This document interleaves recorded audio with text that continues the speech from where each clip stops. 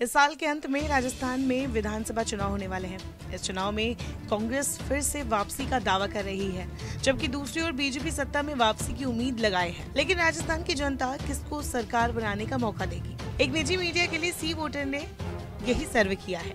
सी voter के सर्वे के मुताबिक राजस्थान चुनाव में बीजेपी को स्पष्ट बहुमत मिलने की बात कही गई है।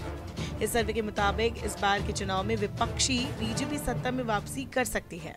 सर्वे में दावा किया गया है कि इस साल के अंत में होने वाले चुनाव में बीजेपी को 109 से 119 सीटें मिल सकती है, जबकि कांग्रेस को 78 से 88 के बीच सीटें मिलेंगी। इसके अलावा अन्य दलों को 1 से 5 सीटें मिल सकती है।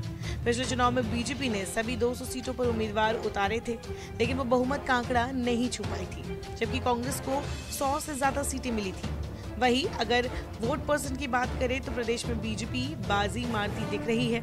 इसके मुताबिक बीजेपी को 46% वोट मिल सकते हैं, जबकि कांग्रेस का वोट शेयर 41% रहने का अनुमान है। वहीं 13% वोट अन्य दलों के खाते में जाता दिख रहा है।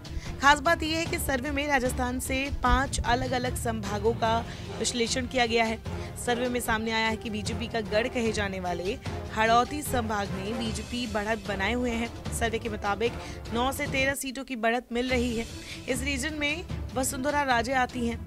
यहाँ से कांग्रेस को 4 से 8 सीटों से संतोष करना पड़ सकता है।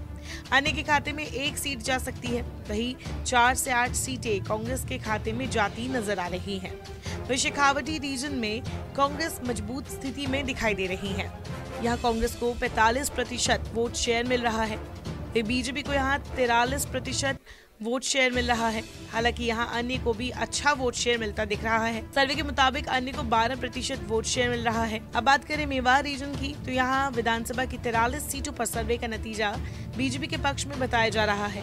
सर्वे के मुताबिक बीजेपी को 50% वोट मिलने की बात कही जा रही है, जबकि सर्वे में कांग्रेस को 39% और अन्य को 11% वोट मिलने की बात की गई है। राजस्थान के ढूंढार इलाके में विधानसभा चुनाव 2023 में कुल 58 सीटों में से 35 सीटें बीजेपी के खाते में जा सकती है।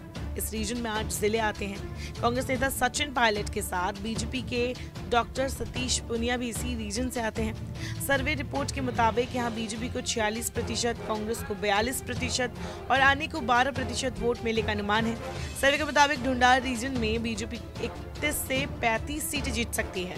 वहीं कांग्रेस 23 से 27 सीटें अपने खाते में जोड़ सकती है, जबकि अन्य के खाते में 2 सीटें जा सकती है। अब बात करेंगे मारवाड़ रीजन की। सीटों के हिसाब से सबसे बड़े इस इलाके में कुल 61 सीटें हैं। यहाँ के कुल 10 जिलों में सीएम अशोक गहलोत और गजेंद्र सिंह शेखावत जैसे दिग्गज नेताओं का राजनीतिक प्रभाव है। इस सर्वे रिपोर्ट के मुताबिक बीजेपी को इस इलाके से 42% वोट मिलने का अनुमान है।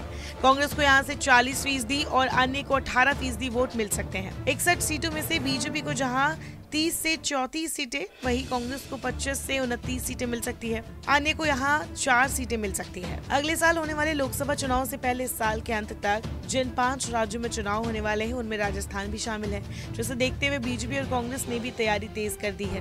प्रधानमंत्री मोदी ने 27 जुलाई को ही राजस्थान में रैली कर चुनावी समा भी बांध दिया है। प्रधानमंत्री मोदी की सभा में दिसंबर में होने वाले विधानसभा चुनाव का रोड मैप तय कर दिया गया है। अपने भाषण में उन्होंने 6 बड़े मुद्दों का जिक्र किया, जिसमें भ्रष्टाचार, पेपर लीक, दलितों पर अत्याचार और ऐसे कई मुद्दे शामिल रहे। यानी आगे आने वाले चुनाव में बीजेपी का फोकस इन्हीं मुद्दों पर रहेगा और कांग्रेस सरकार को कटघरे में खड़ा किया जाएगा।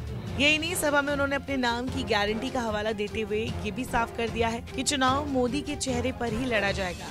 शेखावटी की हर विधानसभा सीट को जिताने की जनता से अपील करके प्रधानमंत्री मोदी ने प्रदेश बीजेपी को ये साफ संदेश दे दिया है कि उन्हें किस किस क्षेत्र में ज्यादा काम करने की जरूरत है।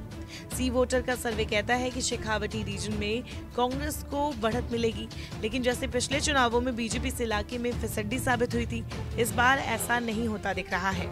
ऐसे में प्रधानमंत्री का संदेश साफ है कि कमजोरी को ढूंढकर उन्हें खत्म करना है। इसलिए वो इसी इलाके में सभा करने पहुंचे थे।